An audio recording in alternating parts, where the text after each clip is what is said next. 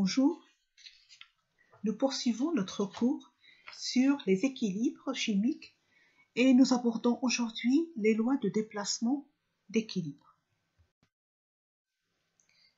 Considérons le système suivant. À l'instant t égale à 0, on met une quantité de matière N0 de réactif. Le système va évoluer d'une façon spontanée jusqu'à atteindre un état d'équilibre où on aura les quantités de matière N0 moins Xi pour le réactif et Xi pour les produits de réaction. Ces quantités de matière sont constantes par rapport au temps. Et donc on pourra déterminer les pressions partielles à l'équilibre également et exprimer la constante d'équilibre Kp égale à P de NH3 fois P de H2S dans le cas de notre système. Les pressions partielles utilisées dans l'expression de Kp sont bien sûr les pressions partielles à l'équilibre. Notre système est bien défini par la connaissance de ces variables intensives, qui sont la température, la pression totale, les pressions partielles des constituants ou bien leur fraction molaire.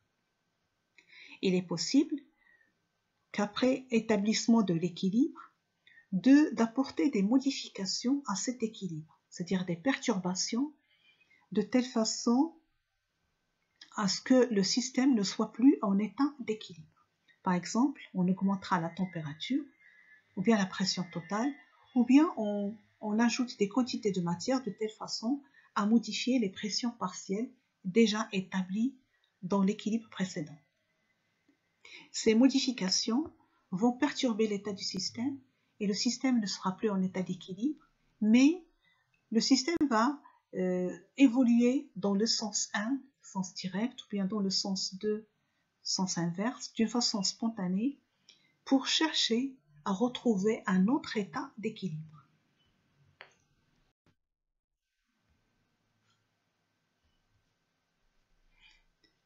Nous allons examiner différentes perturbations apportées au système et essayer de prévoir le sens de son évolution. D'après le principe de Le Chatelier, une modification apportée au système, une modification d'une variable intensive qui définit l'état du système, va provoquer l'évolution du système de façon à s'opposer à cette modification. Ceci veut dire que lorsqu'on apporte une modification au système, celui-ci va évoluer de telle façon à diminuer l'effet de cette modification. C'est ce qu'on appelle la loi de modération.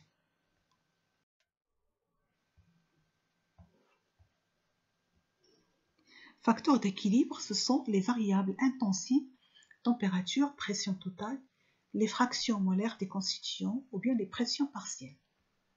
Ces variables, ce sont elles qui définissent l'état du système à l'équilibre. Facteur d'équilibre signifie facteur dont dépend l'équilibre, c'est-à-dire qu'il y a une influence sur l'équilibre. Nous allons voir l'effet de la modification de ces différents facteurs. Dans un premier temps, l'effet de la modification de la température à P constante, puis l'effet de la pression à T constante, et finalement l'effet de la composition à T et V constant et à T et P constante. Effet de la température. Rappelons tout d'abord que la constante d'équilibre ne dépend que de la température. Et donc si on modifie la température, la valeur de cette constante va être modifiée également. L'enthalpie libre standard de réaction, delta G standard, égale à delta H standard moins T delta S standard. Et c'est égal à moins RT log de Kp.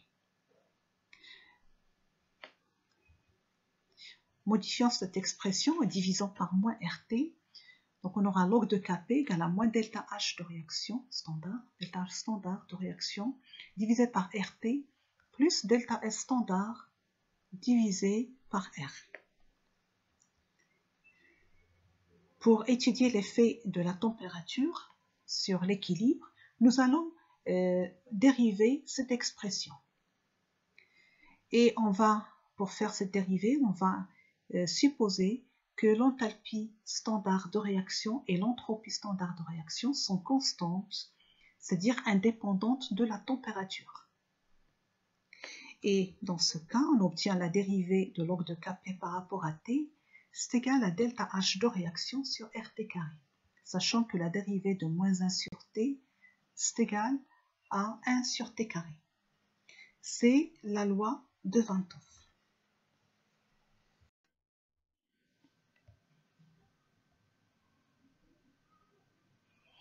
D'après l'équation de Van't Hoff, le signe de la dérivée de log de Kp par rapport à T et le signe est le même que le signe de delta H standard de réaction, parce que le terme RT carré est toujours positif.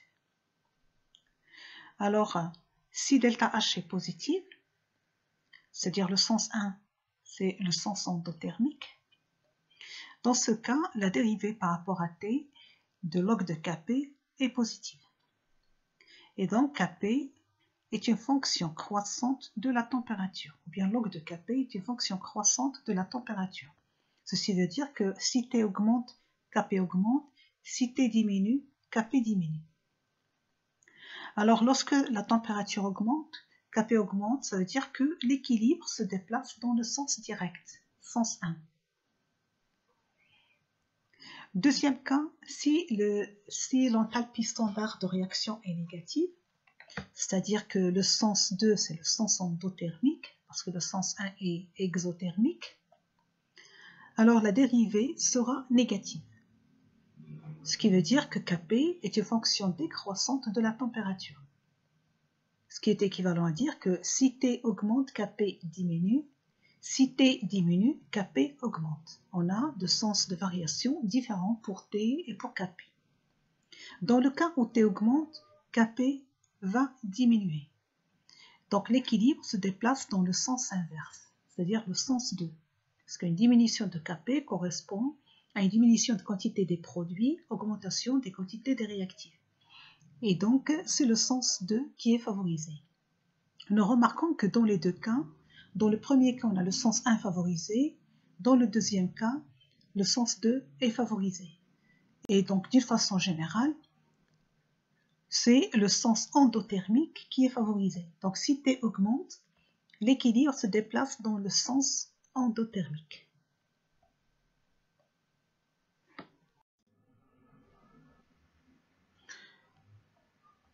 Nous pouvons utiliser la loi de Van't Hoff sous sa forme différentielle, d de log de Kp égale à delta H sur RT carré dt, ou bien sous la forme intégrée.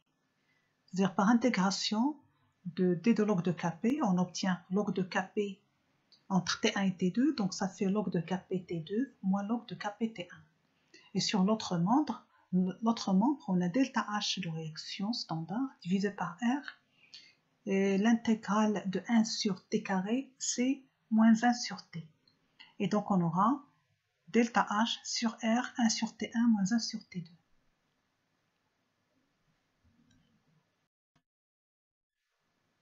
Exemple de réaction. Quel est le sens favorisé par une augmentation de la température? C'est-à-dire dans quel sens l'équilibre se déplace-t-il si on augmente la température? Donc première réaction, il a un delta H de réaction standard égal à 269,3 kJ par mol. Et donc si j'augmente la température, d'après ce que nous venons de voir, c'est que le sens endothermique qui est favorisé par une augmentation de température. Le sens endothermique, c'est le sens 1 puisqu'on a le delta H de réaction standard qui est positif. Donc c'est le sens 1 qui est favorisé. Dans le deuxième exemple, on a un delta H de réaction qui est négatif et donc une augmentation de température va favoriser le sens endothermique. Le sens 1 c'est le sens exothermique, donc c'est le sens 2 qui est le sens endothermique et donc favorisé par une augmentation de température.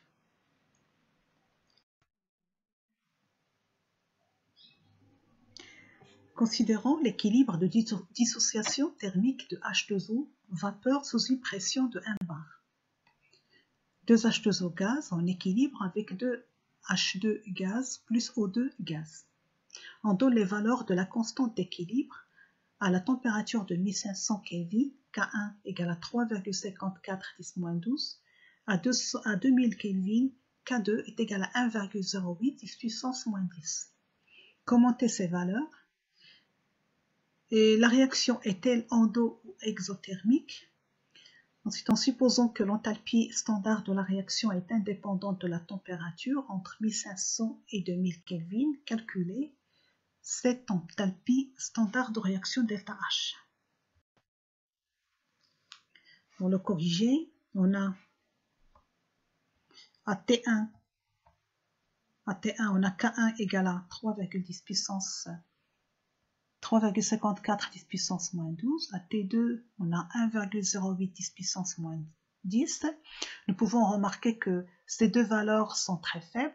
Ça veut dire que la réaction est quasi totale dans le sens 2. On a très peu de produits de réaction et une grande quantité de réactifs. Ça veut dire que la réaction est quasi totale dans le sens 2. Alors, pour la deuxième question, on a T2 supérieur à T1, alors que on a K2 supérieur à K1. Et donc la constante d'équilibre est croissante avec T. Donc la réaction est endothermique. Calcul de ΔH, on va utiliser l'équation de Van 't Hoff sous la forme intégrée et on exprime ΔH de réaction qui sera égal à T1 fois T2 sur T2 moins T1 fois R log de K2 sur K1. Et tout calcul fait, on obtient la valeur 170,5 kJ par mol. Nous remarquons que cette valeur est positive et donc ce résultat est en accord avec le résultat de la prévision qualitative de la question 2.